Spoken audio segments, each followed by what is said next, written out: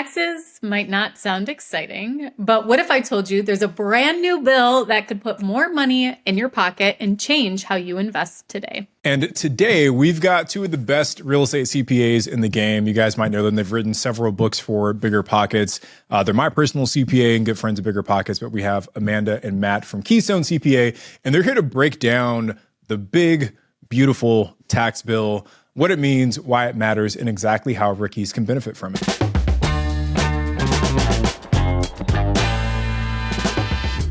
Welcome to the Real Estate Rookie Podcast. I'm Ashley Kerr. And I'm Tony J. Robinson. And with that, let's give a big, warm welcome to Amanda Hahn and Matt MacFarland. Guys, thanks for joining us today. Appreciate having you both. Yeah, thanks for having us, guys. It's fun to be here. So for those who aren't tax nerds yet, what is the big, beautiful tax bill and why is everyone in real estate talking about it right now? Well, first, it's called the One Big Beautiful Bill. We're referring to it as the tax bill, but the bill actually has the bill actually has a lot of different things outside of taxes as well. That's why they called it the One Big Beautiful, because it's sort of all encompassing. But what we really love about the One Big Beautiful Bill is that for the first time in many years, we are seeing a bill or new tax law that benefits not just real estate investors or large corporations, but it actually benefits a lot of people.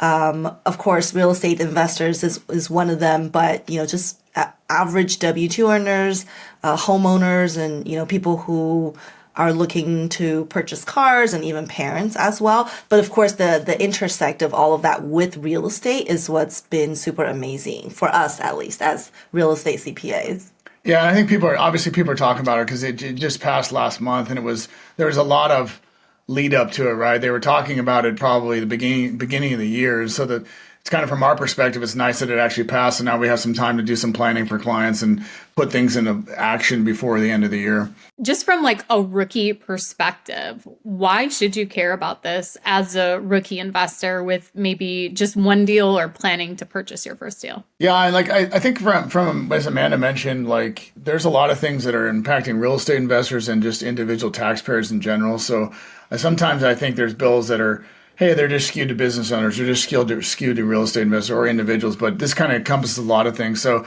I think the biggest one in there is depreciation expense. I think that's going to have the biggest impact, or even just rookie investors too. Mm-hmm. A lot of rookie investors start out with house hacking. And that's actually one of the things that Matt and I did ourselves as one of our first deals.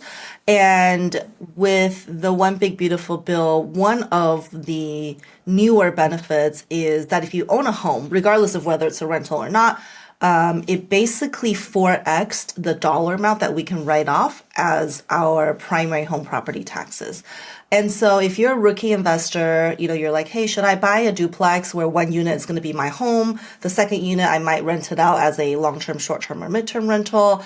Now we have potentially a much larger write-off because we can always take advantage of the traditional, rental-related expenses. But even the part now that is used for a primary home, we can maximize our deductions there as well. And of course, like Matt said, the 100% bonus depreciation is, I think, bringing a lot of eyeballs to real estate, whereas, people who are like, should I do real estate? Should I not do real estate? We're seeing more people getting into the rookie investment, as like their first property because of the new tax incentive. I definitely want to talk about the bonus depreciation because I think that does have a big material impact on tax bills for a lot of the folks who are listening right now. But if you guys just think about, and you just touched on one, Amanda, but if you guys think about maybe the 4 or 5 other big important parts of this bill that impact real estate investors specifically, let's just quickly hit what those other maybe important highlights are. Well, I just think, in general, one of the goals of investing in real estate is so that we can try to bring down our total taxable income, right? And a lot of the things in the tax bill, although not specific to real estate or specific to rookies, do provide greater incentives. For example, we mentioned if you are a parent, right, there's additional tax credits that are available. Or if you're looking to buy a new car, for the first time ever, you can write off a interest expense on your personal vehicle. However, as with many things in the tax world, those come with income limitations. So traditionally for someone who says, hey, I make too much income to get these tax benefits, well, now with the investment of rental real estate, right? If I wasn't in real estate before, now I'm getting into real estate, that potentially brings down my taxable income, which then allows me to get additional benefits beyond just my initial plan of real estate deductions. And another one I was thinking of too is I think there's a lot of rookies out there that are still, working the side hustle, right? Maybe they're a real estate agent, maybe they're doing fix and flip wholesales, and kind of getting into the rental property side of things. But with those active businesses, one of the things that the One Big Beautiful Bill did is it's continuing on the ability for people to get, we call it qualified business income deduction, QBI. So people can get 20% of their income from their business to be tax free. So a realtor could make $100,000 and only have to pay tax on $80,000. So the nice thing is that the bill has continued that on because there was talk that was going to expire. So I think that's something that people can take advantage of when they've got, Schedule C income, maybe an S corp, doing some sort of active income, some sort of active business on the side. Yeah, I want to touch on that one because I think that's one that a lot of folks don't know about. So Matt, what you just said is that I can basically take 20% off of whatever income I generate in my rental portfolio and only pay taxes on the other 80% that's left. Yeah, exactly. So this would apply to people having an active. It could apply to rental property income as well. Obviously, a lot of rental properties, strategically can create losses, so that wouldn't apply to the ones with losses. But yeah, certainly if you've got a good portfolio going with rental properties and you're doing it day to day and you're kicking off a profit of $50,000, you could get 20% of that be tax free for sure. Mm-hmm. What's really interesting about qualified business income deduction is this came about in 2017, I want to say. Yeah. And for many years, when we review, new clients who come to us, we review their tax returns. It's something that's often missed. And we would just chalk it up initially to, okay, it's brand new. People don't really know about it. But now that's years later, it's interesting that it's still something that's missed. But now that it's been extended as part of the One Big Beautiful Bill, you do want to make sure if you think this is something applicable to you, you do want to make sure you're taking advantage of it. And one of the ways you can check pretty quickly is it's actually on your individual tax return. So regardless of whether you're holding your rentals in an LLC or a partnership, the qualified business income deduction shows up on the first page of your personal 1040 form. There's a line called qualified business income deduction. So you can start there and see if there's a number. It should be a negative number, obviously, right? Because we're saying that the first 20% is potentially tax-free. Hey guys, it's Ashley. I wanted to pop in here real quick to tell you that managing rentals shouldn't be stressful. That's why landlords love RentRedi. Get your rent in your account just 2 days, faster cash flow, less waiting. Need to message a tenant? Chat instantly in-app, no more lost emails or texts. Plus, schedule maintenance repairs with just a few taps, no more phone tag. Ready to simplify your rentals? Get 6 months of RentRedi for just $1 using promo code BP2025. Sign up at the link in the bio because new landlords are loving RentRedi. So, Amanda, do you think you could walk us through an example? Say I'm a brand new investor with one rental property. How might my taxes look before and after implementing the things from this bill? Yeah, it's really interesting. One of the catchphrases we've been telling people is after the One Big Beautiful Bill, your tax savings may have more than doubled.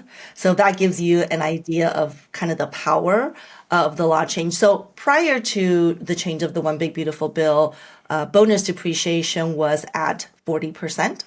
And now after the enactment of the bill, it's now at 100%. So if we just give a very simple example, Excuse me, sorry. Let's say you buy a rental property for $130,000 and, we say $100,000 is the building. Maybe prior to the bill change with bonus depreciation, we might expect about $15,000 of first year depreciation if you're doing cost segregation and, just accelerating as much as you can. But now using those same numbers, $100,000 in that building, you could probably write off $30,000 or more just in first year depreciation. So you can see the significant difference in tax savings or the tax depreciation amount using, one specific rental property. You guys mentioned a few different terms in there. If we can, I just want to define some of those. So we talked about depreciation, cost segregation, accelerating. Can we just kind of break each one of those down? So when we talk about depreciation for a rookie investor, what does that actually mean? Yeah, so depreciation is probably one of the best things about investing in real estate, rental real estate from a tax perspective. So, unlike if somebody was going to go out and buy Google stock or whatever, right? They buy Google stock. They don't write off the cost of the stock right now. They don't even write that off until they sell the stock down the road.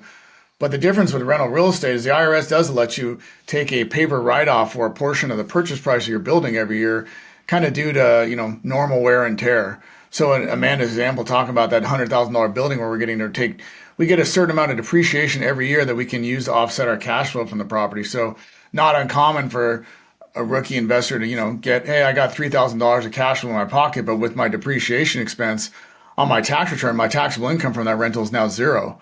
Because basically that paper write-off is sheltering the cash flow from taxes. So that's a huge advantage to investing in real estate compared to, other investments, obviously. And then when we talk about accelerating that depreciation, walk us through that. I mean, what we love about depreciation is that not only is it a paper loss, like Matt just said, but there's so much flexibility in how we utilize this concept of depreciation.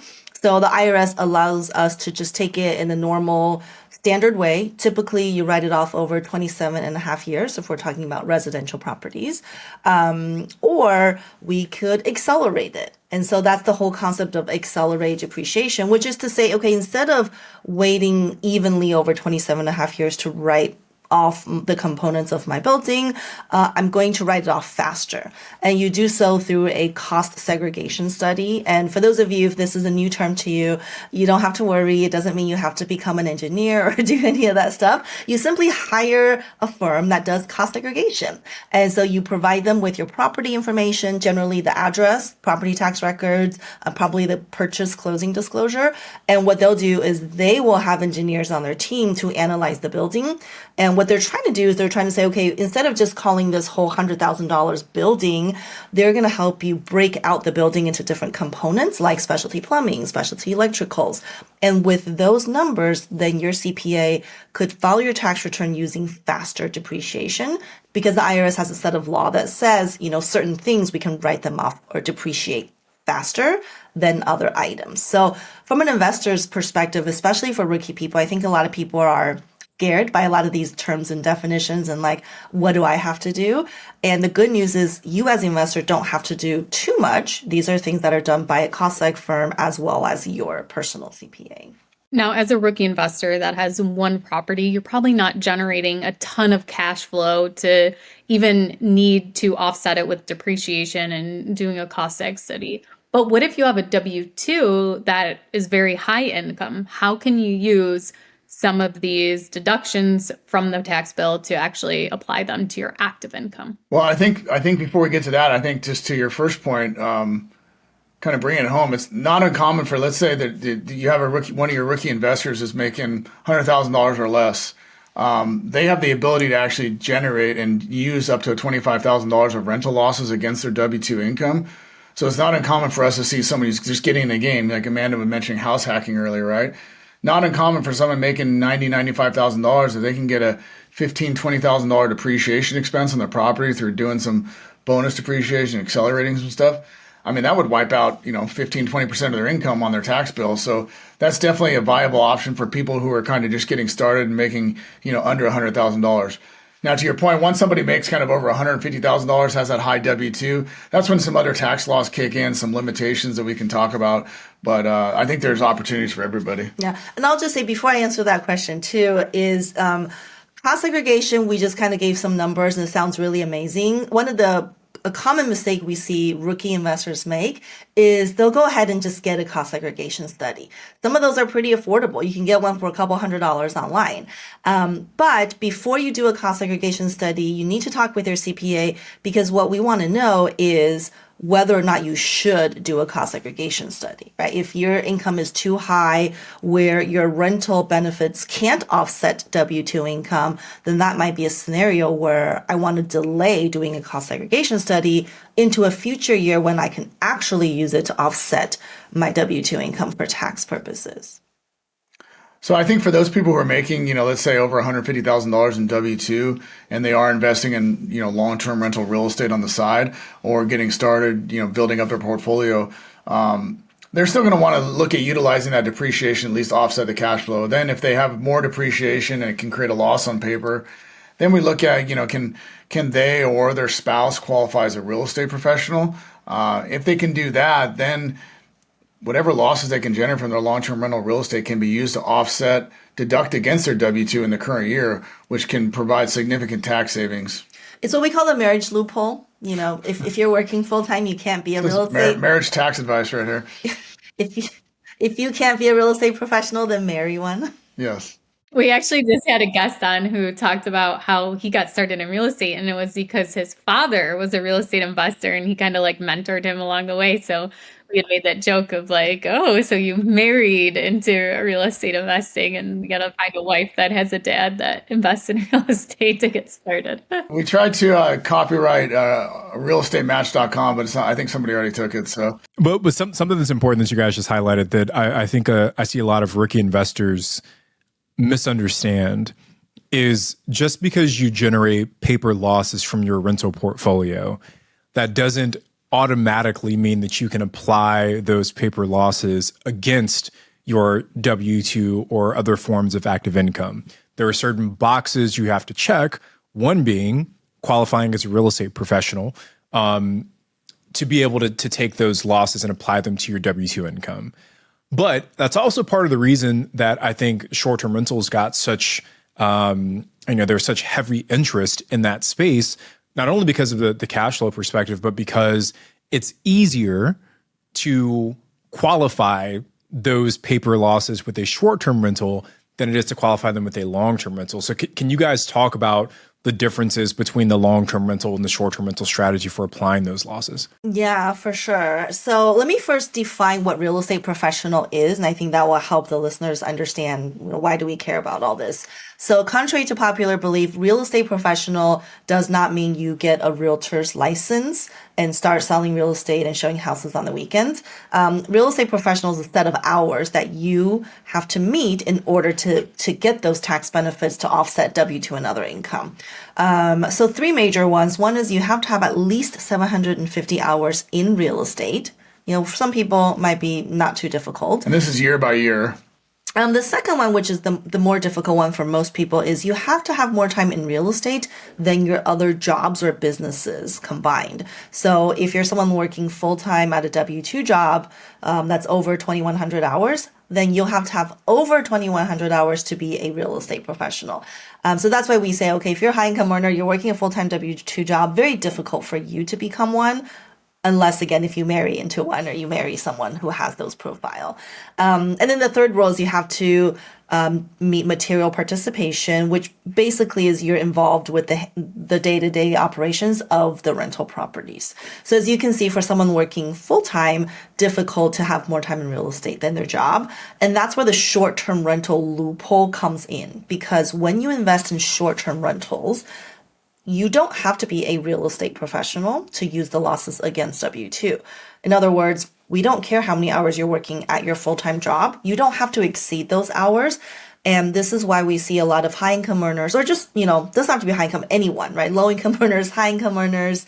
We got doctors, CPAs, celebrities, athletes who use the short-term rental loophole because they can continue doing what they do in their day job or their business and have short-term rentals as almost like a side hustle and still be able to get the benefits as long as they meet material participation hours. Yeah, so as you mentioned, Tony, it's just with the short-term rental, the tax laws are just different than what the long-term rental laws are. And so it just makes it easier for people who generate losses on their short-term rentals to use those against their W-2 and other active income. As Amanda mentioned, you just have to meet with the time you spend on your short-term rentals. You just have to meet one of the material participation tests. Now, one of those is, did you spend 500 hours a year working on your short-term rentals? And this could be you and a spouse. This could be one short-term rental. This could be 500 hours over 5 short-term rentals combined. There's a lot of flexibility there.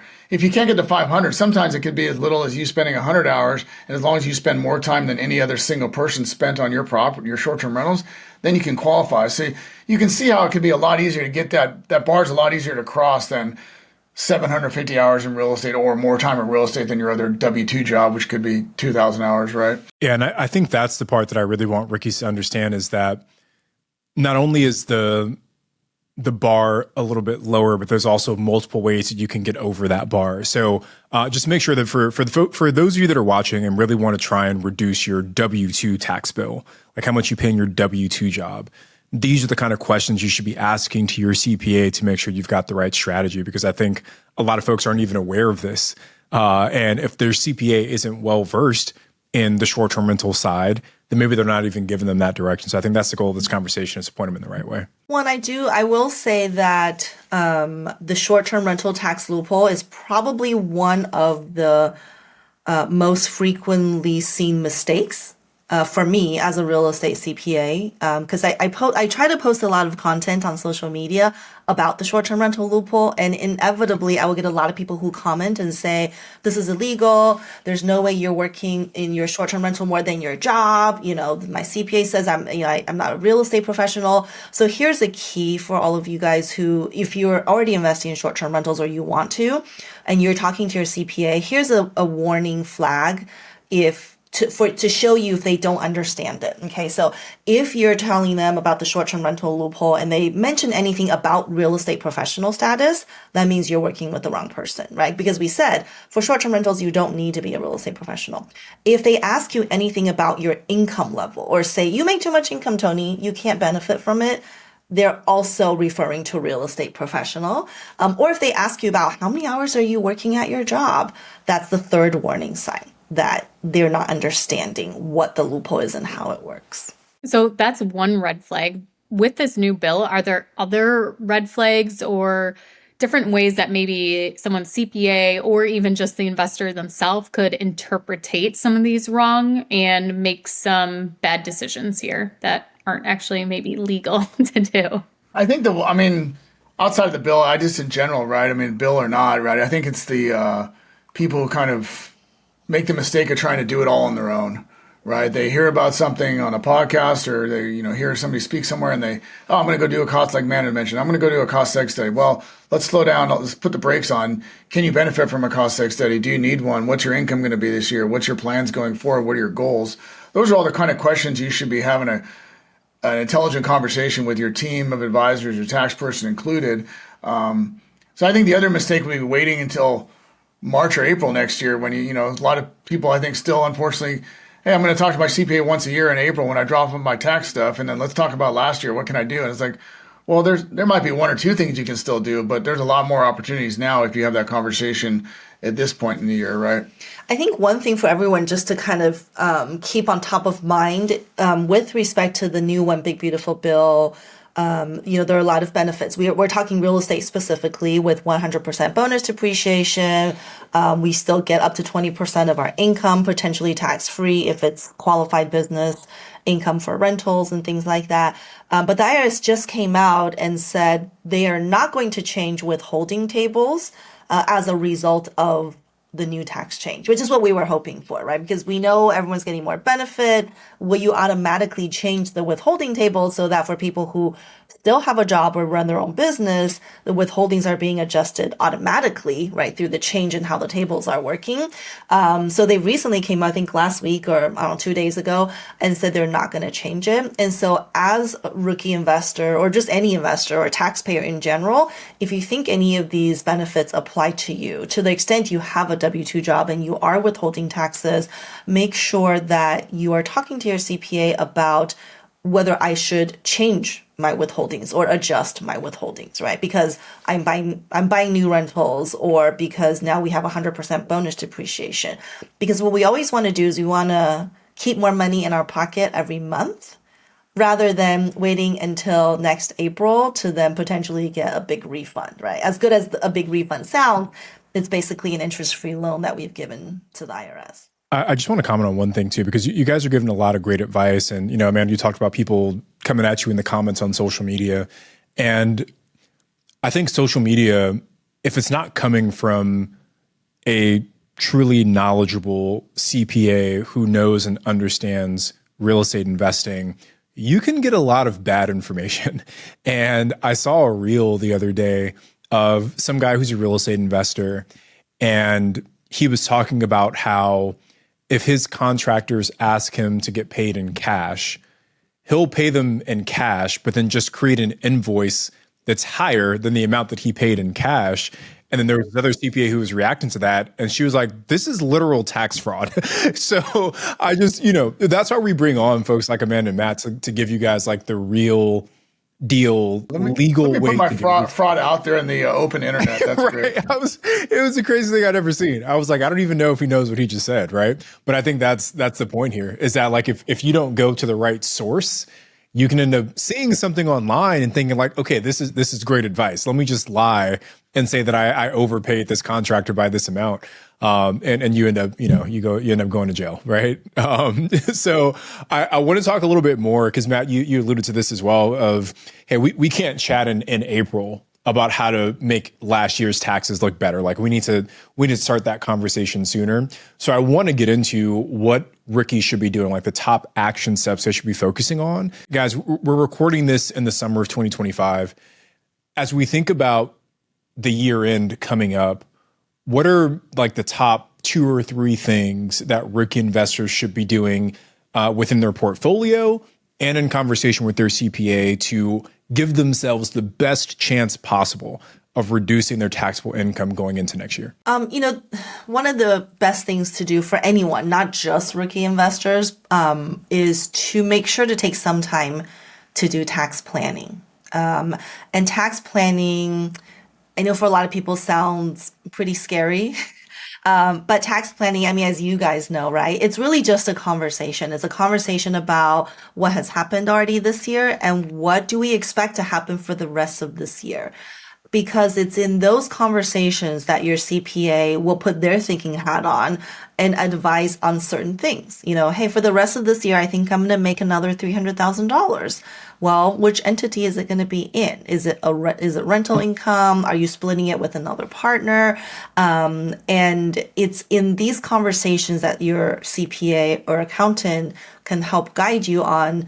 These are the, top 3, 4, 5 things that we need to make sure we do: move money around, set up entities, close down entities, buy new properties or rehab an existing property, so that we can match up our expenses, write-offs, and depreciation with the income that we've already generated, so that by the end of the year, our numbers end up where we want them to be. One of the things Matt and I joke about is, for sports at least, I said, I don't care what the sports score is during the game. All I care about is what are the numbers at the end of the game when the clock runs down to 0.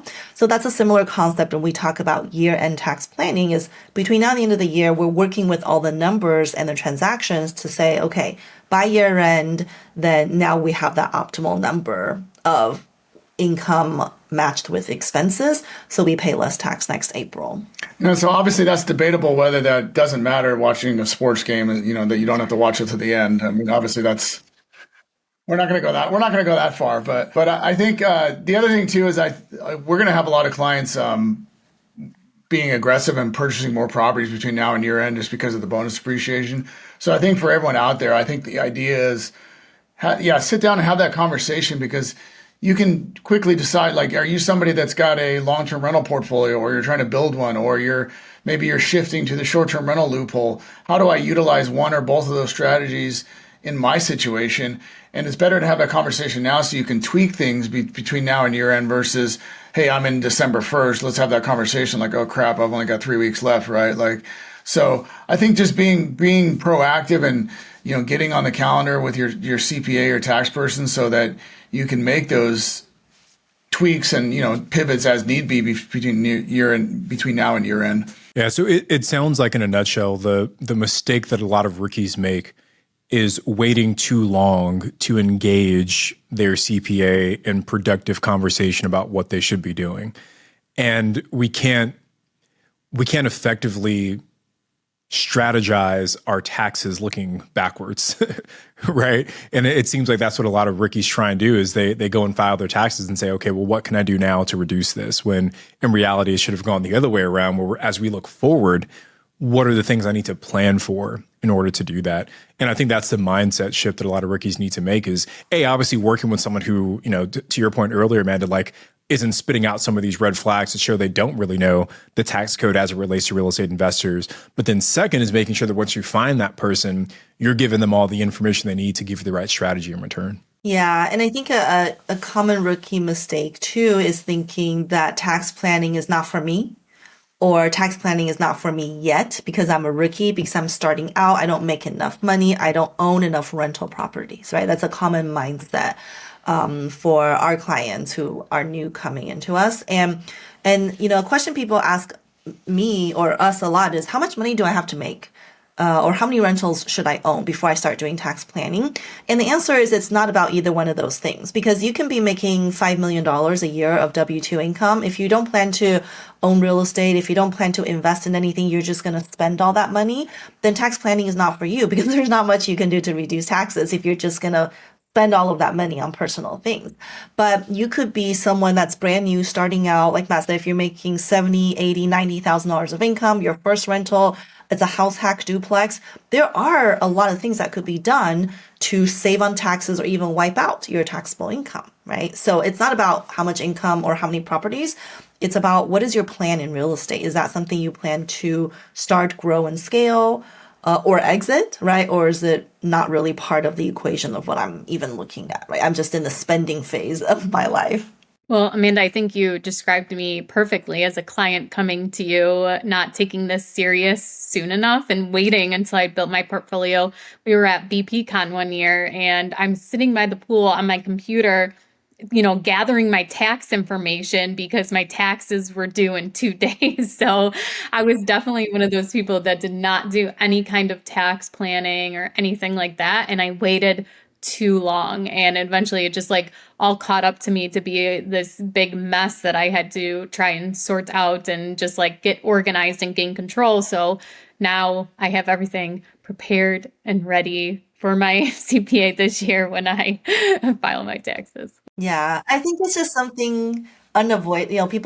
I think people like to avoid the thought of taxes and delay until the last minute. But yeah, for a lot of people, it's like you have to feel the pain, right? Once you have a very painful experience of working on taxes by the pool at BPCon. Where did I put that closing statement from that property?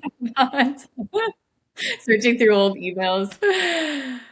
Well, Amanda and Matt, thank you so much for joining us today. We really appreciate you taking the time to come and enlighten us on tax strategies for 2025. Where can people find out more information and reach out to you? The best place to find us, our website is KeystoneCPA.com. We have a lot of free information, free resource on there. So I would definitely check that out as a good starting point. Yeah, I'm mostly found on Instagram as well as YouTube as Amanda Han CPA. And we did write 2 books for BiggerPockets. I think you can find them at the BiggerPockets bookstore and also on Amazon. Well, you guys, thank you so much. We really appreciated you coming on today. I'm Ashley, he's Tony, and we'll see you guys on the next episode of Real Estate Rookie.